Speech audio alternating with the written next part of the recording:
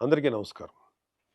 ఈరోజు నేను చెప్పబోయే విషయం మొన్న 26వ తారీఖు శాసనమండలిలో లడ్డు కల్తీ విషయంలో ఒక డిస్కషన్ పెట్టారు. దురదృష్టం కొద్దీ వైసీపీ వాళ్ళు సభని సజావుగా జరగనివ్వకుండా డిస్కషన్ అర్ధంతరంగా ఆపేయడం జరిగింది. ఇప్పుడు మళ్ళీ అక్కడ మాట్లాడటానికి నాకు అవకాశం లేదు.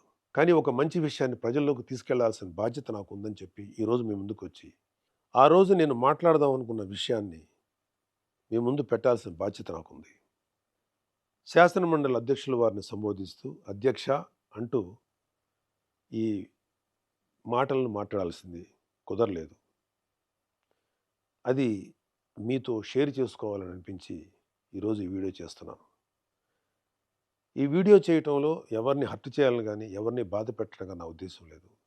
ఒకవేళ ఎవరైనా సరే ఏదైనా మీ మనసులో గాయపడితేనో లేకపోతే మీ మనసులో బాధపడితేనో నన్ను క్షమించండి. ఇప్పుడు వీడియోలోకి వెళ్దాం. లడ్డు కల్తీ జరిగిందా? నెయ్యి కల్తీ జరిగిందా? దర్శనం టికెట్ ద్వారా డబ్బులు దోచుకున్నారా? ఇంకా ఇతర మార్గాల ద్వారా ఆ దేవదేవుడి సొమ్ములు అపహరించారా? ఇవేవీ మాట్లాడటానికి నేను రాలేదు. జరగకూడని అపచారం జరిగిపోయింది. అది హిందూ ప్రజల గుండెల్లోకి వెళ్ళిపోయింది. దాని గురించి కూడా మాట్లాడటానికి నేను రాలేదు. కర్మ గురించి కొన్ని మాటలు మాట్లాడాలనిపించింది. భారతదేశం కర్మభూమి. ఈ కర్మభూమిలో అనేక రకాల మతాలు, కులాలు, జాతులుగా ఏర్పడి ఉన్నప్పటికీ అంతిమంగా అందరూ భారత సంతతి, హిందువుల సంతతి. మనమంతా హిందూ మత మూలాల నుంచి వచ్చిన వారమే. అనేక కారణాల వల్ల రకరకాల మతాలను స్వీకరిస్తున్నప్పటికీ మనందరి నరనరాన జీర్ణించుకున్నది హిందూ ధర్మం మాత్రమే. ఏ మతస్థుడైనా ఏ వ్యక్తులైనా కర్మ సిద్ధాంతానికి కట్టుబడి ఉండాల్సిందే. For every action there is an equal and opposite reaction అని న్యూటన్స్ లా చెప్పినట్టు కర్మ సిద్ధాంతం ఆధ్యాత్మిక భావన మాత్రమే కాదు, ఇది సైన్స్ కూడా. ఏ గింజ నాటితే ఆ పండే కోస్తాం. విత్తనాలు వృక్షాలుగా ఎదుగుతాయి అనేది సైన్స్ అయితే కర్మ కూడా సైన్సే. కాదు అందులో దైవత్వం దాగి ఉంది అంటే కర్మ కూడా దైవత్వమే. కర్మ సిద్ధాంతానికి విశ్వవ్యాప్తంగా అనేక మంది ఏదో ఒక విధమైన డెఫినేషన్ ఇచ్చిన వారే. మంచి పనులు చేస్తే కుటుంబానికి, మనకి, పిల్లలకి కూడా మంచిది, మంచి జరుగుతుంది. తప్పు చేస్తే పిల్లలకి, కుటుంబానికి, మనకు కూడా మంచిది కాదు. Karma has no menu. You get served what you deserve. Eventually everybody will have to face the karma whether it is good or bad. దైవద్రోహం చేయటం అన్నిటికన్నా చెడు కర్మ. ఒకవేళ దేవుడితో పెట్టుకుంటే దేవుడైనా క్షమిస్తాడేమో కానీ కర్మ మాత్రం ఎవరినీ క్షమించదు. కర్మ అనేది కంటికి కనిపించిన ఒక శక్తి. Even God has to face it. భగవంతుడు కూడా మానవ జన్మెత్తితే కర్మను అనుభవించాల్సిందే. కురుక్షేత్ర సంగ్రామంలో ధర్మాన్ని పరిరక్షించడానికి శ్రీకృష్ణుడు వేసిన కొన్ని వ్యూహాలు, తద్వారా గాంధారి శాపాన్ని తన కర్మగా స్వీకరించిన భగవానుడైన శ్రీకృష్ణుడు కూడా కర్మను అనుభవించక తప్పలేదు. కర్మ ఎవరైనా సరే అనుభవించాలి అని చెప్పడానికి ఇదొక ఉదాహరణ. దైవాంశ సంభూతిని అనిపించుకున్న గొప్ప గొప్ప వారు కూడా ఏదో కర్మ చేస్తారు, దానికి తగ్గ ప్రతిఫలం అనుభవిస్తారు.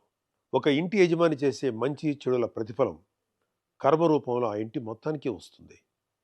ఒక గ్రామాన్ని, ఒక రాష్ట్రాన్ని, ఒక దేశాన్ని నడిపించే నాయకుడైనా సరే అతను చేసే మంచితో పాటు చెడులో కూడా కర్మ ప్రతిఫలం అందరూ అనుభవించాల్సిందే. వైసీపీకి ఓటు వేసిన పాపానికి అమాయక ప్రజలు కూడా కొంతకాలం పాటు కర్మ ప్రతిఫలాన్ని అనుభవించారు. ఇప్పుడు అనుభవించాల్సింది ముఖ్య పాత్రధారులు, సూత్రధారులు, మద్దతుదారులు. కోట్లాది మంది భక్తులు వాళ్ళ కష్టాల నుండి, బాధల నుండి, వారి తప్పుల నుండి విముక్తి పొందడానికి తమ కష్టార్జితాన్ని ముడుపుల రూపంలో, మొక్కుల రూపంలో చెల్లించుకుంటారు.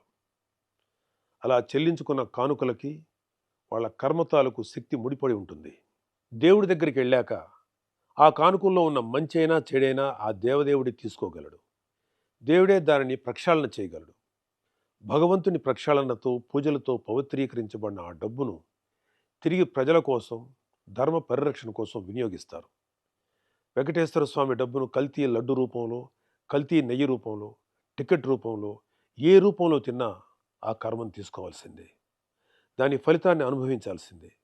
ఆ దేవదేవుడు రాగద్వేషాలకు అతీతంగా ఉంటాడు. కానీ కర్మకు అవేమీ ఉండవు. తిరిగి ఇస్తుంది, తప్పకుండా ఇచ్చేస్తుంది. Because it is science. మీరెన్ని వాదనలు చేసినా, ఎంత పెద్దవారైనా చేసిన చెడు కర్మ మిమ్మల్ని వదిలిపెట్టదు. ఒకవేళ కూటమి ప్రభుత్వం కూడా మిమ్మల్ని క్షమించవచ్చేమో. ఆఖరికి దేవదేవుడైన ఆ శ్రీ వెంకటేశ్వర స్వామి కూడా మిమ్మల్ని క్షమించవచ్చేమో. కర్మ మాత్రం మిమ్మల్ని క్షమించదు. అనుభవించి తీరాల్సిందే. ఎవరు ఆగం అవ్వాలని, ఎవరు నాశనం అవ్వాలని మాత్రం మేము కోరుకోం. కానీ కర్మ ఎవరిని వదలదని మాత్రం సూటిగా చెప్తున్నాం. కర్మ క్యాన్సర్ కన్నా భయంకరమైనది. క్యాన్సర్కి చికిత్స ఉందేమో, కానీ కర్మకు చికిత్స లేదు. క్షమించమని ఆ స్వామివారిని కోరుకోవడం ఒక్కటే మీరు చేసే పాపానికి ప్రాయశ్చిత్తం. ఇప్పటికైనా చేసిన తప్పుకు క్షమాపణలతో పాప ప్రాయశ్చిత్తం చేసుకోవాలని లడ్డు కల్తీ స్కామ్ భాగస్వాములకు, పాత్రధారులకు, సూత్రధారులకు, మద్దతుదారులకు సూచిస్తున్నాం.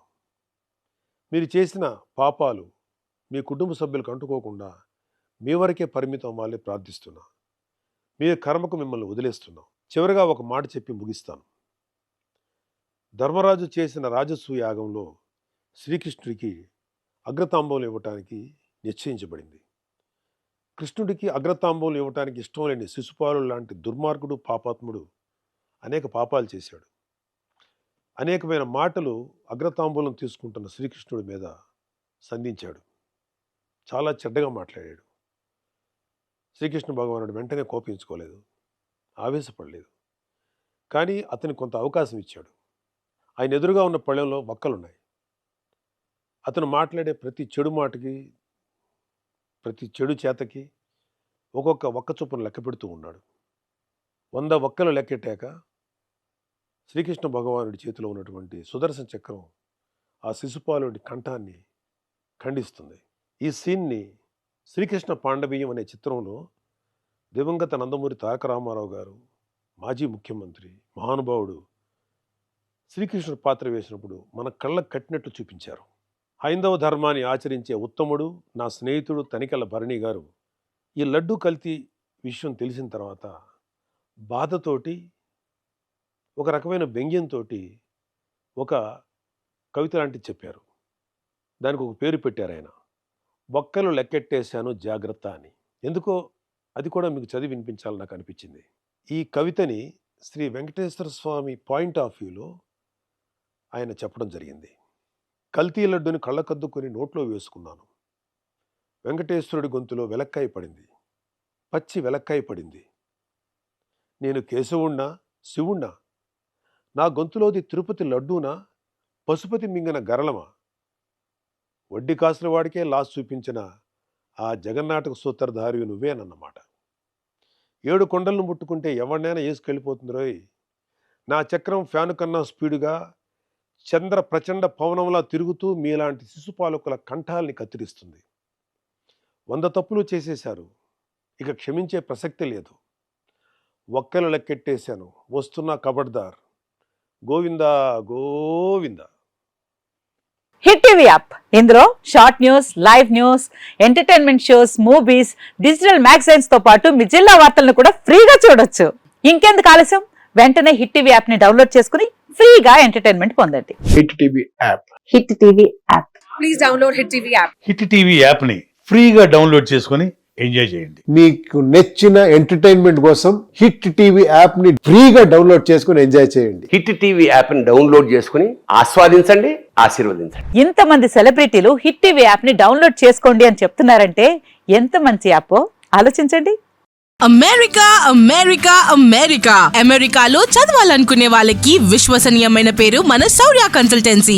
UK లో 1 year masters. UK లో 1 year masters. 2 years work permit up to 5 years visa. Contact Saurya Consultancy.